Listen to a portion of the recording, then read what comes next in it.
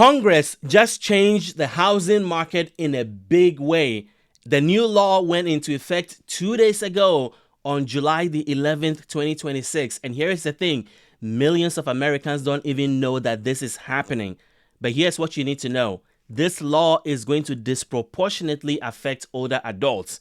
So that is what I want to talk about. There is a lot of things to like in this bill. For example, there's going to be money available for home repairs so that seniors can age in place safely. Number two, there's going to be more downsizing options for housing. So if you want to leave your current house and get a less expensive house, there's going to be more of that on the market. Number three, seniors who are renting are going to get more rental assistance. Number four, manufactured homes and modular houses are going to be more available. And this is important for rural communities where there's a huge housing shortage right now. And number four, if you live in a big city and you are low income, there's going to be more public housing assistance through vouchers. This is all happening right now. I want to bring you the details. My name is Kwame Kwade. I am an adjunct professor of finance at Johns Hopkins University and the author of the upcoming book, The Social Security Playbook. This is a book I wrote for you guys.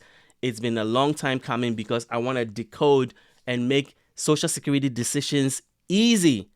And so this is coming out on August the 19th. I cannot wait for you to get your hands on this book because if you're currently on Social Security, this is the book you want that is going to guide you to get the money you deserve and keep it for as long as you're on benefits. So let's jump to today's topic. So the first thing I want to talk about is what is this bill and when did it happen and why didn't many people even know that it was happening? Well, let's start from the beginning. The bill is called HR 6644. If you want to search for it, it is officially called the 21st Century Road to Housing Act. It became law on July the 11th. President Trump refused to sign it out of a grudge with Congress, but it passed overwhelmingly. It is one of the bipartisan bills that we've seen in a long time that had very little opposition. I'm talking like 90 to like something like 2 in the Senate. The House passed it overwhelmingly. This is something that all people in Congress, a large majority, wanted to see happen because it is obvious we are in a housing crisis. Housing is more expensive. Big companies are buying houses and jacking up the rents and jacking up the home prices. So something needed to be done. So if you are an older American, what does this mean for you? Well, for many older Americans, housing is both their largest retirement expense and their biggest financial asset. More than 12.4 million households headed by someone age 65 and older, 34%, that's 34% of all older households, they spend more than 30% of their income on housing. 30%, more than. So since housing is taking a good chunk of your money, what is this going to do for you? Well, here is the facts that you need to know. 75% of adults 50 and older say they would prefer to remain in their current home as they age. That is why the aging in place provision in this bill is really exciting to me because I know you want to know about this. So the new law would eventually affect whether seniors can afford home repairs, find smaller homes, obtain rental assistance, and remain in rural community or help their children and grandchildren become homeowners. So let's talk about it. What are these changes? Well, the first 5, let me summarize this, right? It could make aging in place safer. Number 1. So let's pull the curtain back. If you were to take this housing bill like I have done and read it all and then wanted to pick out the top 5 big things that older adults and seniors should care about, what would it be? Well, the first one is that it could make aging in place safer.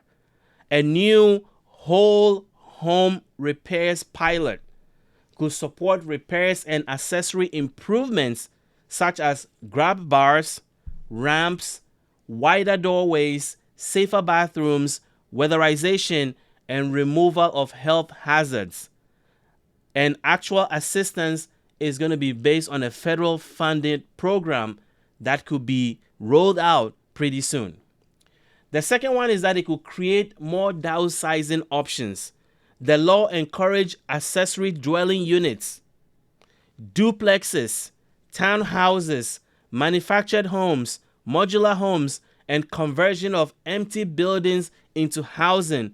So over time, that could give older homeowners more choices when they no longer want or need a large house. This is one of the biggest frustrations that my audience, you guys, have when it comes to transitioning and making options about your current home and what to do if you want to downsize to a smaller home because you don't need all that house and you also want to pay a lower mortgage or a lower rent.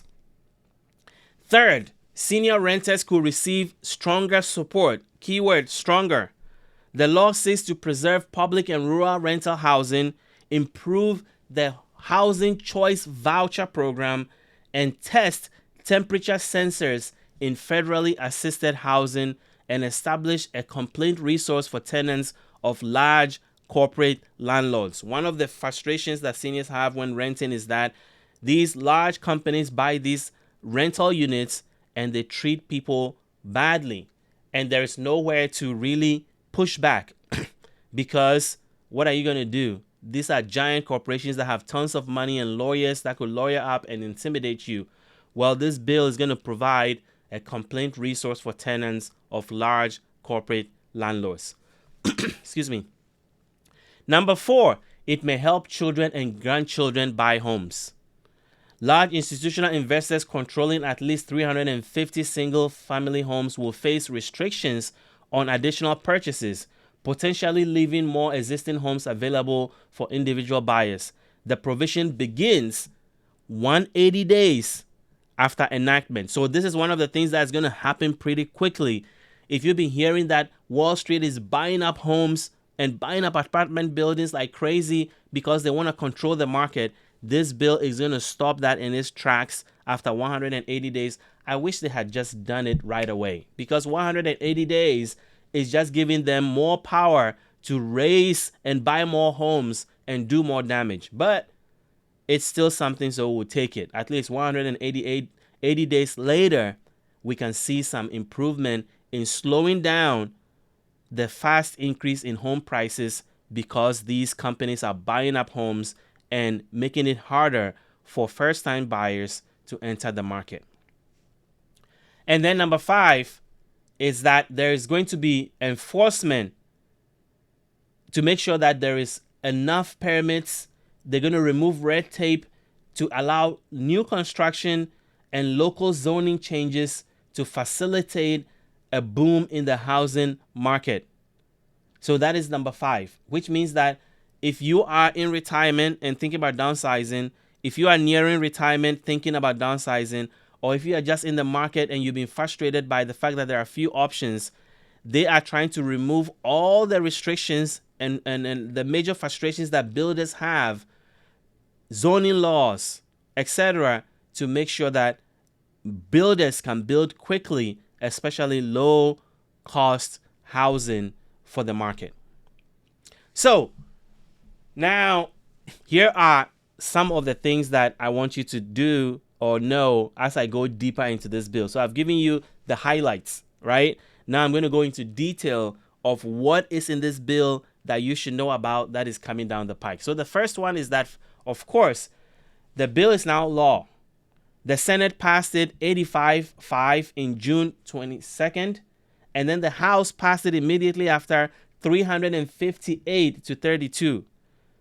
It became law on July the 1st. You cannot find a bipartisan bill in the last couple of years that had major teeth, right? Did something big that had this much support. So I'm excited about it. Now, the goal is to build more housing. The law attempts to reduce construction delays, make federal housing programs easier to use, and encourage communities to permit more homes. The White House economists estimate that the country has a shortage of roughly 10 million homes. This is why house prices are going up so fast. Number 3, Large institutional investors will face purchasing restriction. A company or investment group that controls at least 350 single-family homes generally will be prohibited from buying additional existing homes. My thing is that there is a way for these guys to game the system, because 350 single-family homes, basically what they're going to do is that rather than pulling their money together, these wealthy investors will now become individuals, right?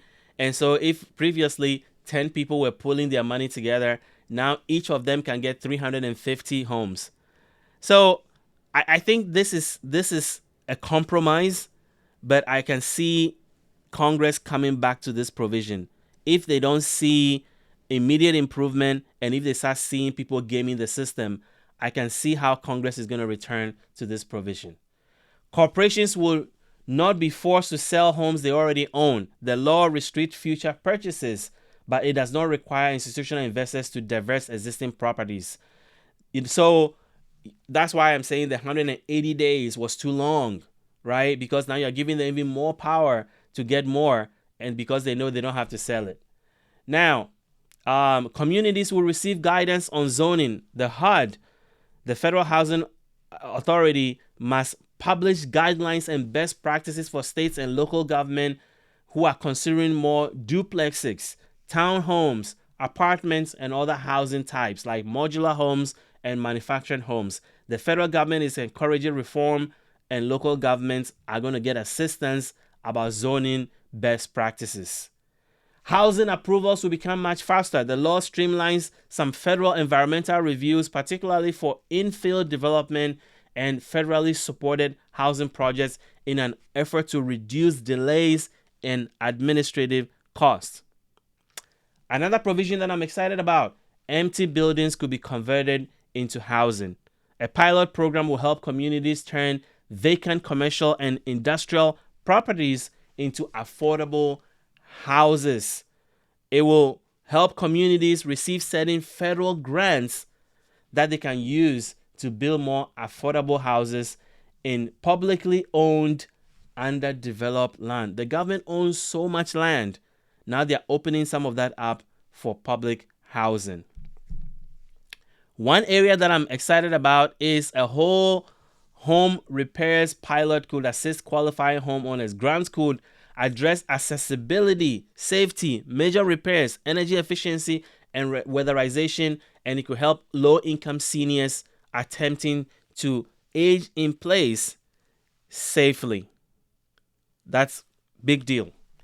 Another thing is that small dollar mortgages could become easier to obtain. HUD may establish a pilot program for mortgages $100,000 or less, potentially including assistance with down payment, closing costs, appraisals, and title insurance.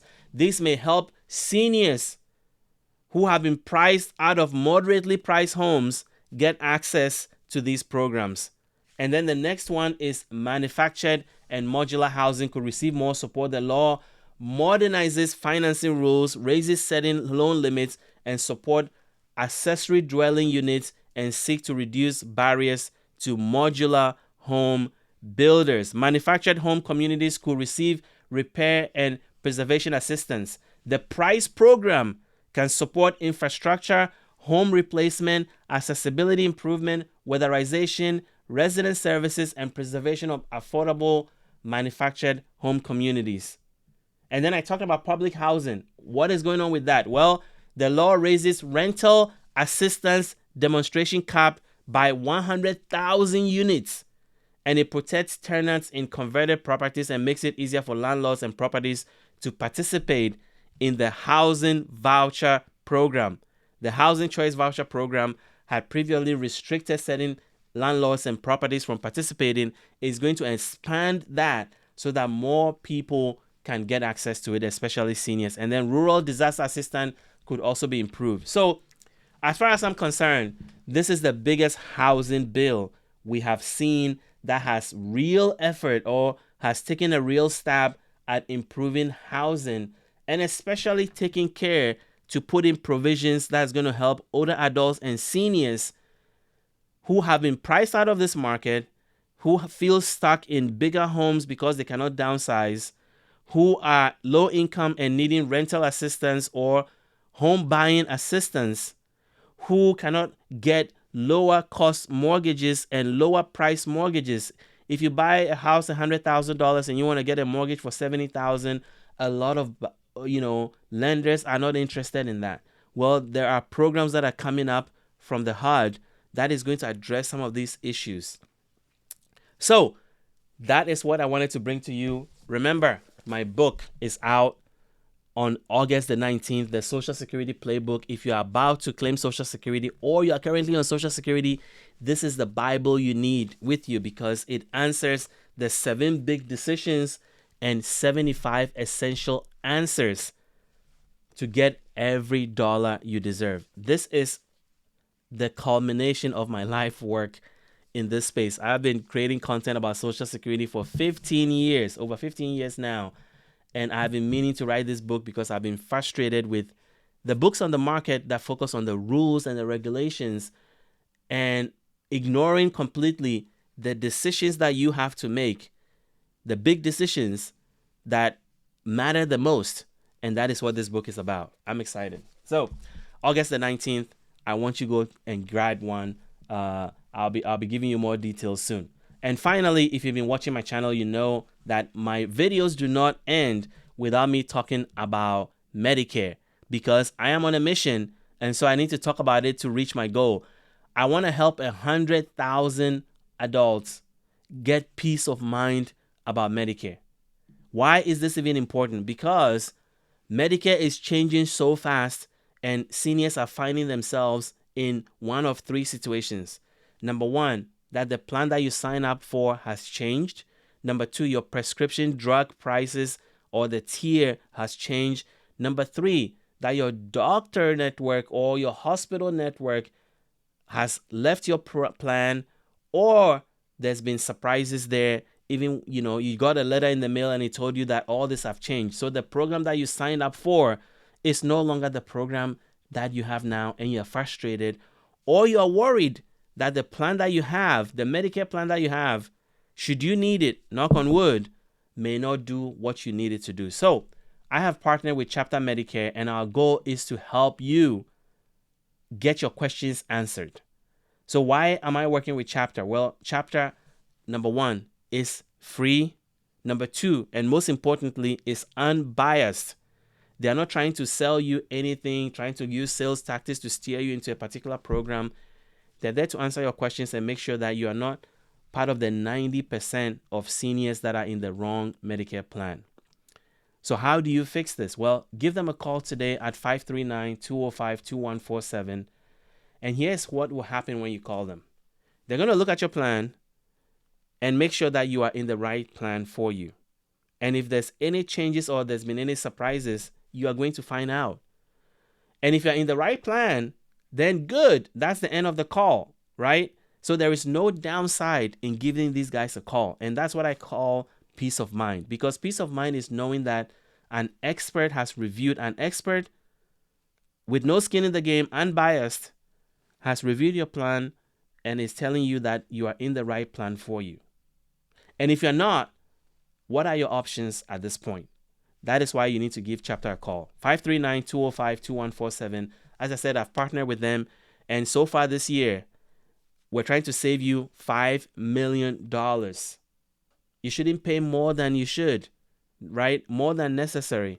We've so far saved my audience, you guys, those who have called, $2 million, close to $2 million. Isn't that a big deal? So when I say I'm going to save you $5 million this year, I mean it, because we're already almost halfway there, right? And so give them a call today. There is no downside to this. There's only upside in making sure that you get that peace of mind that I've been talking about. If you like what you heard today, hit the like button, hit the subscribe button, and most importantly, hit the notification button so that every time I release a new video, you'll be the first to find out. Thank you for watching.